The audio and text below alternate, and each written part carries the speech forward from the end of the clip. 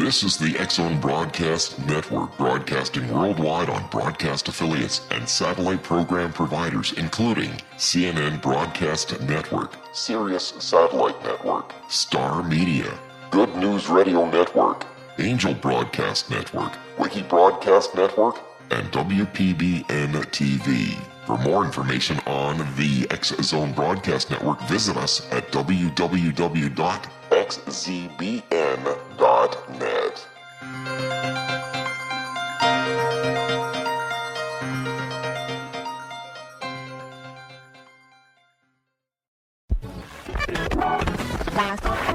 All Hit Radio.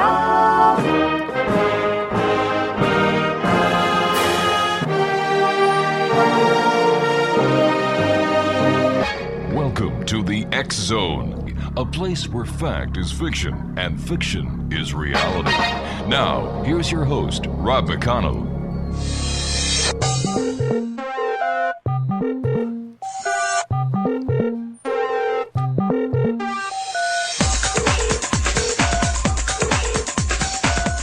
And welcome back, everyone. This is the X-Zone. My name is Rob McConnell, coming to you from our broadcast center in Hamilton, Ontario, Canada. Worldwide toll-free, 800-610-7035. My email address is xzone@xzoneradiotv.com. On all social media sites, X-Zone Radio TV, and our website, www.xzoneradiotv.com. X-Zone Nation, I'm so happy to have my next guest on. We've had the pleasure of having her on the show before. Her name is Asha Praver, and she is an internationally known and recognized spiritual teacher and author. Now, she has been a spiritual seeker since she was a young girl. In 1969 at Stanford University, she heard a Swami speak for the first time. Instantly, she recognized him as her spiritual teacher. And this is a quote. "I knew the moment he walked into the room that he possessed the consciousness I had long been seeing." Now, soon after becoming a founding member of the new community Swami was starting in Nevada City, California, called Ananda Village, based on Yogananda. Wow, I have a hard time with this one. Yogananda's Yogananda, thank you.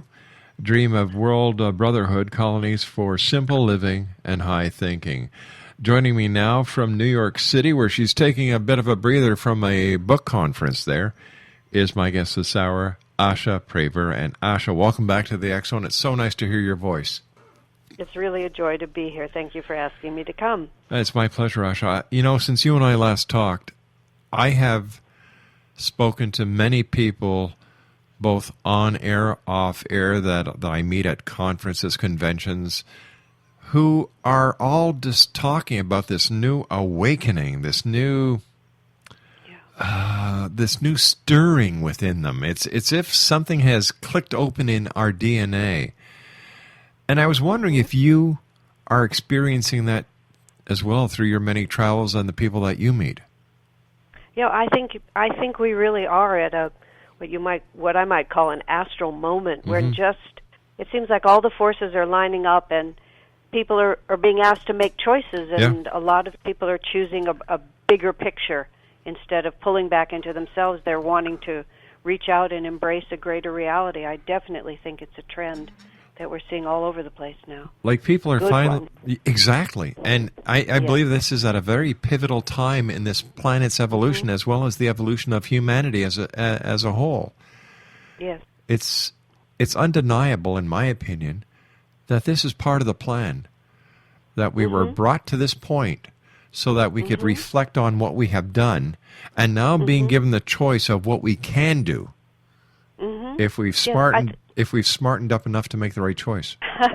Well, you know, the first time I went to India, which was the first time I went into a less developed country than America. It was like 35 years ago now. Right. But it was obvious to me, even looking at the physical difficulties they were facing, that we had every resource we need to solve the problem. We just didn't have the will to solve it. And what I see coming more now is a sense of appreciation that we really need to think differently about the way we're living on this planet, the way we treat each other, and it's very heartening to see that opening happening. That's for sure. It certainly is.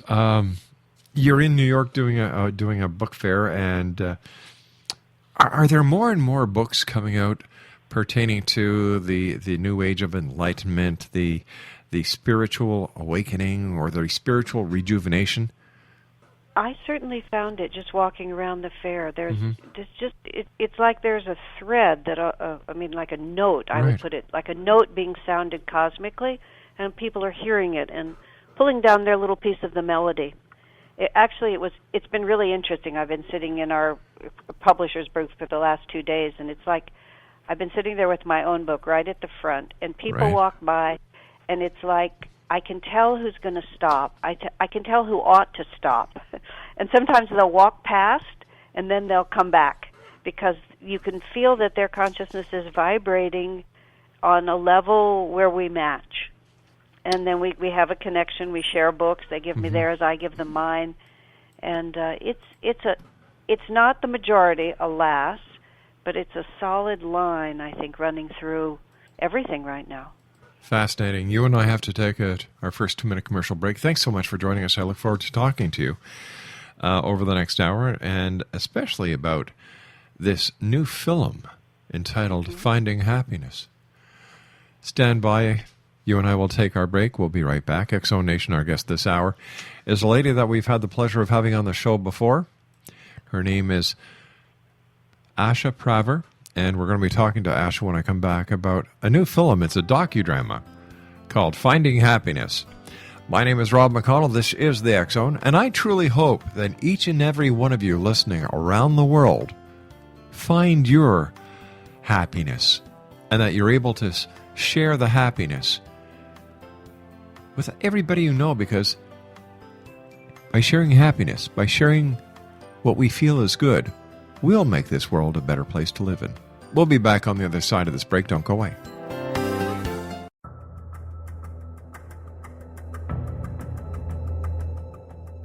Modern Esoteric, Beyond Our Senses by Brad Olson, consummates the lifology story about where humanity originates.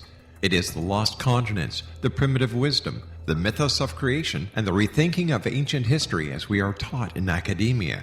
There is much more to the story than what we have been told. As this is the first book in the Esoteric series, Modern Esoteric starts at the beginning of time and accelerates up to this modern age. Future Esoteric is book 2 in the series and takes a forward-looking position ahead of today with an open and honest examination of the ET issue and various unexplained phenomena. To discover the writings of author Brad Olson, visit www.bradolson.com. That's www.bradolson.com.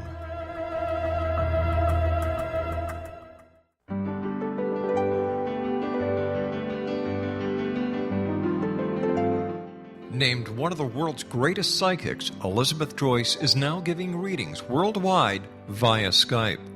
Elizabeth Joyce is recognized for her clairvoyant ability to help find missing persons, her analysis of dreams, past life regression work, mediumship, and her accurate predictions. Elizabeth has been a frequent guest on the X-Zone radio show with yours truly, Rob McConnell, now for several years. For an appointment with Elizabeth Joyce, call 201-934-8986 or Skype at elizabeth.joyce.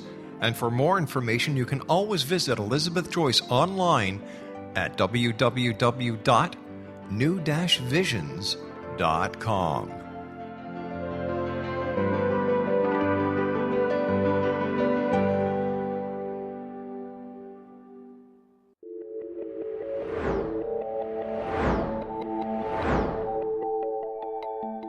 Do you have a dis-ease that you would like to alleviate through a natural means? Have you been contacted by angels, ghosts, or even extraterrestrials and want to validate these experiences? Or would you simply like to speak with someone who can help you find your life's purpose? I'm Dr. Joseph Mara, and I'm offering my services free of charge for first-time clients contacting me during the month of April. These free consultations include angel card readings, guided meditations, life coaching, and energy healing. If you have always wanted to explore these types of experiences but were skeptical or simply could not afford them, then take advantage of this free special offer. Contact me through my website, aguidinglight, spelled LITE.com, to schedule your consultation today. Until then, I offer you love, light, and laughter.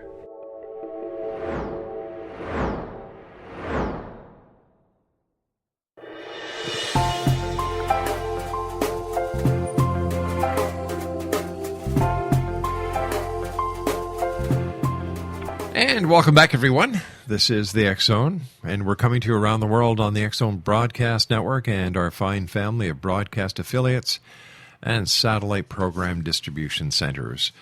Asha Praver is my special guest. We've had the pleasure of having Asha on the show before. We're talking about a docudrama that is entitled Finding Happiness, and the website for Finding Happiness is www.findinghappinessmovie.com. And Asha, what can you tell us about Finding Happiness, the movie? Okay, well, I've been part of a community, you mentioned that in the introduction, back in the late 60s and then the 70s when America was turning all upside down, and a lot of us of that generation were looking for a really new way to do things. I and a group of friends followed Swami Kriyananda, who was an American yogi, out into the mountains of California, and we had the idea that we could build a small community that would be reflective of the values and the principles that we were trying to live, which was meditation, harmony with nature, kindness and support of one another. Just kind of like, instead of trying to solve the whole world's problems, we'd make a little model of how people might possibly live together in a very high-minded way. And when we started back then, we just had a little bit of land and very little money. We lived really simple for many years, but the idea was a really valid one. And now, 40 years later, we have 9 communities around the world. We have about 1,000 people living in the communities, some in India, in Europe, and a number in America as well. And a couple of years ago, we started on a project that we were going to just make a feature film about our way of life, because it's not an experiment anymore. Now it's a real proven alternative that is fulfilling a lot of the ideals that this planet really needs at this time. So we made up this format where everybody in the movie plays themselves, and they play themselves exactly as they are. It wasn't scripted. It was everybody told their story in their own way. But to make the story work, we created a fictional character who is a journalist from New York, coming out to California on an assignment, really skeptical about what she's going to find, and she kind of plays the audience's point of view. You know, who are these people? What are they doing? And she asks everybody the hard questions and reflects on the answers the way the audience would be thinking, to just give a picture of whether this is really a viable option, whether the principles here are of benefit. And it came out really well. It's shot like a feature movie. I mean, it's very beautifully done in color and with a lot of feeling to it. We didn't want a straight documentary because it didn't have enough heart. So this movie has a lot more heart in it, but still it just presents a real story about a real place and real people in a way that seems to be capturing people's imagination.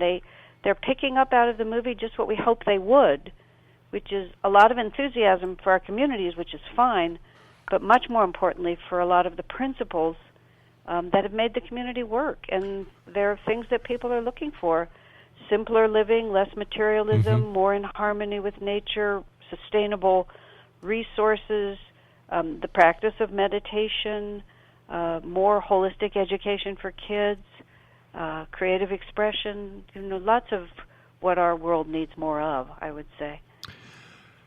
What was it like, or what is it like, to live in a conscious community? Well, it's a ton of fun, is what I would really say. A ton of fun, I like that. A ton of fun. A ton of fun. I've been living in community since my early 20s, except for one brief period when I moved out of the community I helped start in the mountains to help start one in Palo Alto, which is where I live now, California. And there was about a 6-month period where I moved from one and we hadn't started the other. And I didn't like it much. You know, people need